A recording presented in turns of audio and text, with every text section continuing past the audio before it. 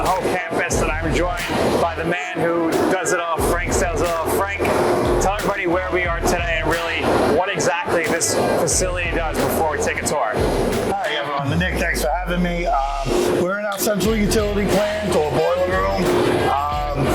From this building, we send out all campus utilities, heating, air conditioning, natural gas, domestic water. Specifically in this room, we specifically create the hot water and chilled water for the campus, essentially the heating and air conditioning. Yeah, so if this place isn't up and running, the campus isn't up and running. So Frank, let's take a walk around here. We'll get a tour, show us what we're looking at here to start off. We're looking at three boilers here. We run high temperature hot water through the campus. We circulate 300-degree hot water. Each one of these boilers is about 800 horsepower. They're able to run on natural gas or fuel oil so that we can ensure that we always have an adequate supply of hot water to heat the campus. It's primarily for comfort cooling, but we also have some lab uses for this water as well. Excellent. All right, let's keep walking. Right, keep moving here. Tell us what we have. It gets a little noisy.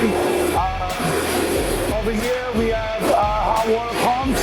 These pumps pump that 300-degree water out through the campus. And essentially every building has something like this in the basement. This heat exchanger does the office part of this building. Every other building would have it to do the classroom, offices, etc.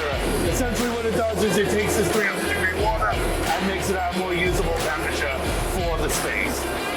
Right over here, if we walk, we have our booth, our control room. We have a building management system here on this computer. Essentially, the watch engineer would normally be in here and can control space temperatures and different conditions throughout the campus. Just to click through it. But generally speaking, when someone calls and says, "Oh, I'm a little hot, I'm a little cold," whatever it is. So all the climate control is coming. All of the climate control from here, and generally he can make an adjustment on any one of these screens and try to help cool or warm you up or make you more comfortable. It also ties into our energy plan. We control start-stop times and things like that, so we're not overusing energy. Pretty cool. A really important room here. Yeah, I guess. Sure. All right, let's keep it moving here. All right, we'll go up between a couple of boilers. Generally speaking, these boilers could heat the campus down to like 30 degrees, in the mid-30s or so.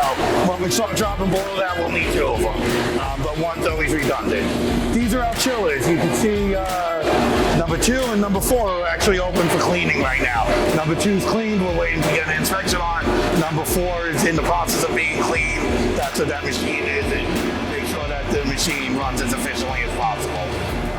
These make 43-degree water to circulate through the campus for air conditioning. The campus has a year-round need for chilled water, but generally speaking, we only need these machines in the spring, summer, and fall. In the winter, we have a different way of making that cold water for air conditioning. Each one of these machines is 1,000 tons. One here that's a little different is 1,250 tons. That's our newest, latest, and greatest super efficient machine. To put it in comparison, like a window unit in your house might be like 1 ton. Wow. So that's 1,250. Jeez. So important stuff here. Are there certain buildings that require more horsepower? Without a doubt. The big energy users on the campus are 6 South. It's a 24/7 building. It operates 24/7 for research. And by nature of the labs, it has to have a lot of outside air infiltration, outside air changes to maintain a safe and comfortable environment. So 6 South's a big energy user. 1P for the theaters. The theaters, generally speaking, always need cooling. 1R, the gym, basically always needs cooling.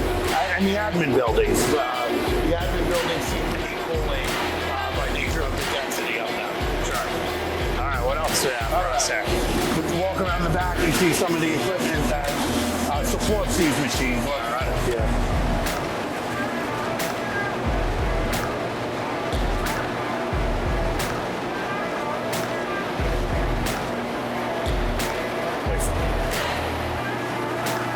is our fuel oil pumps. This is, you know, if on very cold days, we would switch over to fuel oil instead of natural gas to help National Grid out, the gas supply company. Way up here, we have expansion tanks. We have a blue one and a red one. Blue is for chilled water, red is for hot water. Essentially, it just absorbs the expansion and contraction on these systems. You know, so the water is being pumped across campus, whatever that is. You know, 205 acres of water in the piping. It needs somewhere to grow as it heats up. These blue things here with the long rods are heat exchangers. In the wintertime, we're making free chilled water. Instead of running those big chillers, those big air conditioners, we're running water outside and using the outside air to cool that water off and then circulating it up through the campus.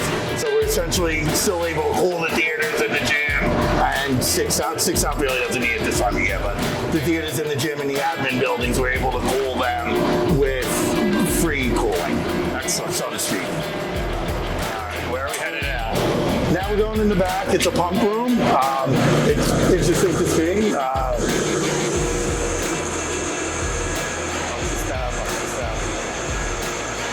These are chilled water pumps. Each one of these pumps is about 300 horsepower. You know, so they're pretty powerful, and they're capable of pumping chilled water to every corner of this campus. Everywhere that there's cooling on this campus, the water passes through one of these pumps. If we go down below, you know, it's an older building, so it looks old, but it's walked out here.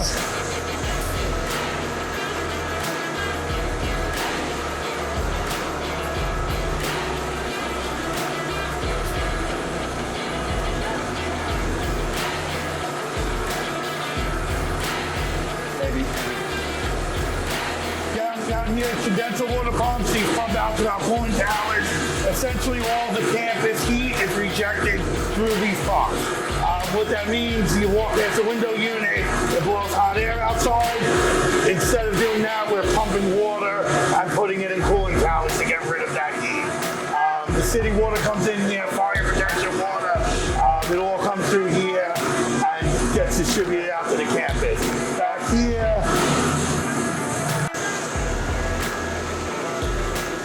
here, I probably should have put a light on, but this is the entrance to our tunnel. This is the north end of the tunnel. Okay.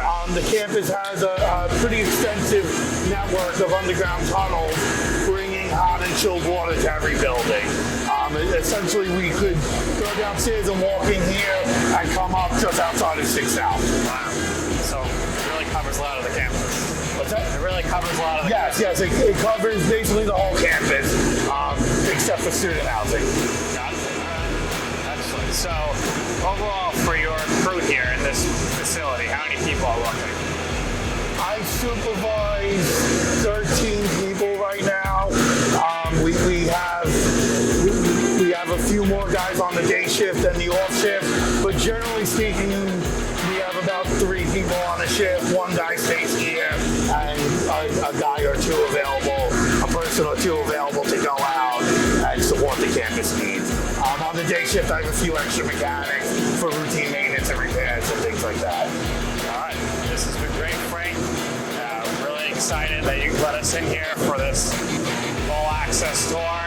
And is there anything you want to tell the people at home who are watching about the importance of what you and your team do here? We thank the campus community for helping us to make this happen. The campus community is very patient with us and understanding, and we thank them. All right, Frank, great last words there. And for everybody watching at home, thank you for the support. Thanks for watching, and stay tuned for more behind the scenes at CSI.